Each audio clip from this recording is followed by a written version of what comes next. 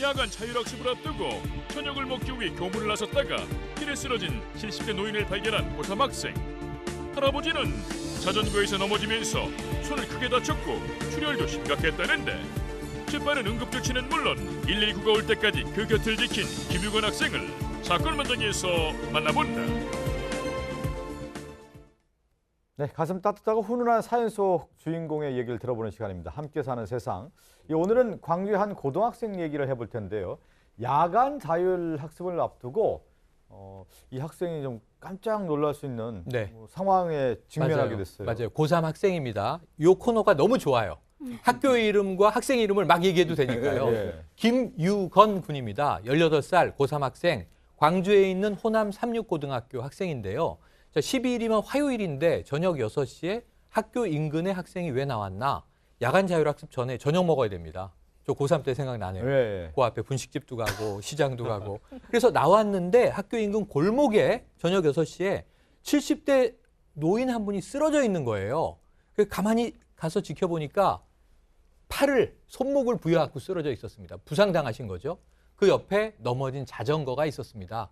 아, 자전거가 넘어지면서 다치셨구나. 그래서 김유경 군이 침착하게 응급조치를 취했어요. 예. 그리고 119에 연락을 해서 정말 그 구급요원들이 와서 할아버지를 안전하게 모시고 갈 때까지 그 자리를 떠나지 않고 지켰습니다. 이날 중요한 것 중에 하나는 학교 구내식당을 안 간 거죠. 그렇죠. 학교 주변에 있는 식당을 나가 학교 밖으로 나간 거죠. 그럴 수도 있죠. 뭐. 잘 나갔어요? 자, 학교 앞에서 큰 사고를 목격한 김유건 군.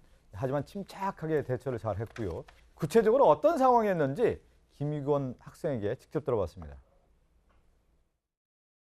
학교 방과후 시간 끝나고 친구들이랑 밥 먹으려고 나갔거든요. 근데 그 학교 바로 앞에 농구점 하나 있어요. 거기 뒤에 골목에 할아버지가 쓰러져 계셔서 보고 바로 일단 갔죠. 할아버지 피도 많이 흘리시고 계시길래 할아버지가 비닐봉지 하나 갖고 있어서 일단 그걸로 손가락이랑 피나는 데 맞고 바로 앞에 농구점 가서 휴지 빌려서 피 흘리는 거랑 닦았거든요. 그러고 119 불러드렸어요. 약국을 원래 들어가려고 했는데 할아버지가 괜찮다고 119 불러달라 해서 잠깐만 기다리시라고 근처에 앉혀드리고, 학교 후문 쪽 할아버지가 손가락이랑 입에서 피 좀 많이 나신다고 빨리 와주시라고 했어요. 그 골목이 좀 좁았는데 그 좁은 골목이 정 가운데에 차 하나가 대졌단 말이에요. 그 좁은 길로 지나가시려다가 턱 하나 있어서 거기에 걸려서 넘어지신 것 같아요. 이제 학교 수업 끝나고 야간 자율학습 전에 이제 식사를 해야 되는데 그 골목길에 넘어져 있는 할아버지를 발견한 겁니다. 저 이런 거 보면은 사람이 이런 얘기하면 자꾸 옛날 사람이라 그러는데 전생에 뭐가 있었나 할 정도로 하필 이 아이가 이 학생이 원래는 학교에서 식사를 항상 했었다고 해요. 학교에서 저녁을 먹는데 이날따라 친구랑 햄버거를 먹으러 밖에 나가는 길에 지금 이분을 발견을 한 거거든요. 그리고 할아버지 상태가 단순히 넘어져서 단순히 다친 게 아니라 상당히 상처가 심한, 그러니까 바닥에 피가 흥건히 고여 있을 정도로 상당히 큰 부상이었었는데 일단은 보자마자 근처 문방구로 달려가서 휴지 주십시오. 휴지 갖고 와서 일단 지혈을 하고 그다음에 뭐 아무것도 없으니까 응급조치를 해야 되니까 비닐봉지를 가지고 상처 부위를 막았다고 한다는 건 비닐봉지로 막으려고 할 정도로 피가 많이 났다는 거예요, 손가락에서. 그러다 보니까 비닐봉지를 갖고 와서 상처 부위를 막았고 또 어떤 경위로 사고가 나는지를 또 보기도 했었고, 그래서 아마 빠른 조처가 결국은 이 할아버지가 이렇게 또 더 큰 피해를 입는 걸 막지 않았나 하는 생각이 듭니다. 그러니까 이 손가락도 당시에 이제 골절되고 부분 절단까지 있다고 하면 피가 또 얼마나 많이 흘렸겠습니까? 상당히 위급한 상황이었죠. 그러니까 할아버지도 이 학생을 발견했을 때는 근처에 있는 병원으로 빨리 가자 한 것 같습니다. 네. 그래서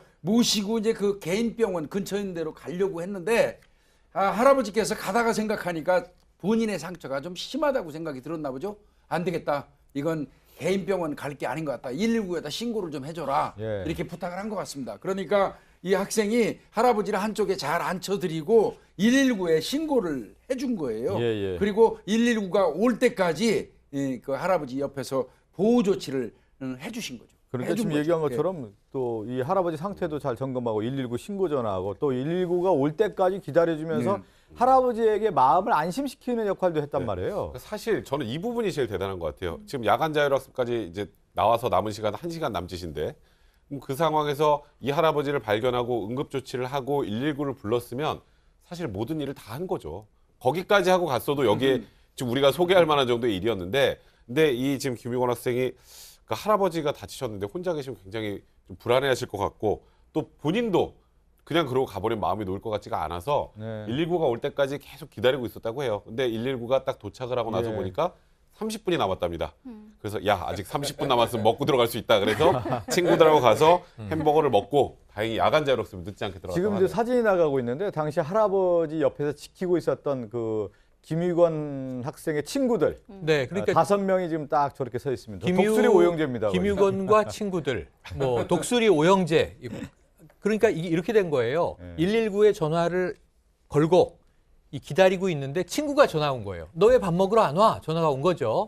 그래서 할아버지가 쓰러지셔서 이렇게 저렇게 하고 함께 있어 드리는 거야. 그랬더니 4명의 친구가 한 걸음에 달려왔다고 합니다. 예, 예. 그러니까 5명이 함께 할아버지를 지켜준 거예요. 이 구급차에 실려갈 때까지. 그래서 이제 취재하면서 우리 작가분들이 물어봤습니다. 그때 혹시 친구들 중에 빨리 밥 먹으러 가자, 빨리 학교로 복귀하자 이런 친구 없었나 그랬더니 이 김용건 학생이요. 기특합니다. 김유건 학생이 기특합니다. 뭐라 그랬냐면 우리 친구들이 모두 선합니다. 우리 학교 학생들이 이 정도는 기본으로 합니다. 또 이런 이야기를 했어요. 이렇게 이제 할아버지를 두고 아마 차마 자리를 떠날 수 없었겠죠. 그런 어떤 마음이 이제 선한 마음에서 이제 나왔다고 볼 수가 있는데 김유건 학생 이제 고3이 됐다고 하는데 조금 좀 긴장되고 조급한 마음이 있을 수도 있었겠지만 할아버지를 외면하지 않았습니다. 어떻게 그럴 수 있었는지 좀 더 자세한 얘기를 들어봤습니다. 더 큰 일이 있을 수도 있으니까 할아버지가 오래 살겠대요. 저희 부모님은 자랑스럽다 하는데 좀 부끄럽기도 하고 다친 사람 보면 당연히 도와야 되는데 당연한 일을 갖고 뉴스에 대해서 좀 약간 당황했죠. 그냥 학교에서 배운 대로 했으니까 학교 교원이 원래 봉사하자거든요. 학교에서 배운 대로 그 학교에서도 보건 시간이나 그런 데에서 다 배우거든요.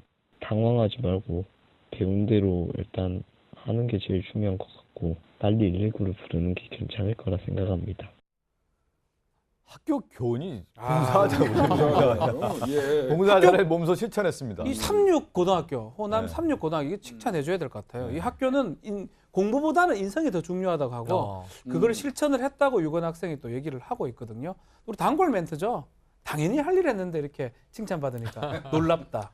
여기 뭐 우리 여기 사건 반장 미담 반장이라고 표현하는데 이거 할 때마다 꼭 똑같은 멘트 나오는데 역시나 유건 학생 당연히 할 일을 학교 교훈대로 그대로 했다라고 얘기를 하고 있습니다. 우리가 저 학교 다닐 때는 뭐 공부보다 인성이 중요하다. 그게 무슨 말인지 잘 못 알아듣는데 나중에 사회생활하다 보면 공부보다 인성이 정말 중요하다. 중요합니다. 구속되는 사람도 보십시오. 인성이 중요하다는 걸 그대로 알고 있고 할아버지가 얼마나 고마웠겠습니까? 맞아요. 이 사실을 이제 학교에 알렸다고 해요. 그러니까 그 큰 사고가 났을 때 이 아이들이 한 행동이 얼마나 기특하고 고마웠겠습니까? 그러니까 할아버지가 아마 이 학생에게 우리 유건 학생에게 가기 전에 이름이랑 연락처를 받았는가 봐요. 그래서 그걸 가지고 다시 다음 날 연락을 해서 학생 덕분에 내가 봉합수술을 너무 무사히 잘 마쳤고 너무 고마하다. 그리고 몇 학년 몇 반이냐? 그래서 알려드렸더니 이제 할아버지가 학교로 연락을 해서 이 학생이 이러이러한 일을 했는데 좀 칭찬을 하고 싶으니 칭찬을 좀 해주십시오라고 하면서 사실 이 사건이 훈훈하게 알려져서 사건 반장에서 이야기를 하고 있습니다. 저는 사진들 나오잖아요. 네. 그 고등학생이라는 중학교 이제 봉사하고 이런 어떤 좋은 소식을 오면 꼭 제 아들 같고 막 제가 더 기뻐요. 그런데 실제 아버지는 얼마나 더 기뻤겠어요. 그렇죠. 저런 행동을 했다고 하면은. 부모님들이 그냥 엄청 자랑스럽다고 얘기했고요. 네. 특히 할아버지가 있으신가 봐요. 할아버지께서는 나 좀 오래 살아야겠다. 앞으로 더 좋은 일이 많이 있을 것 같아서 이런 말씀도 하셨대요. 예.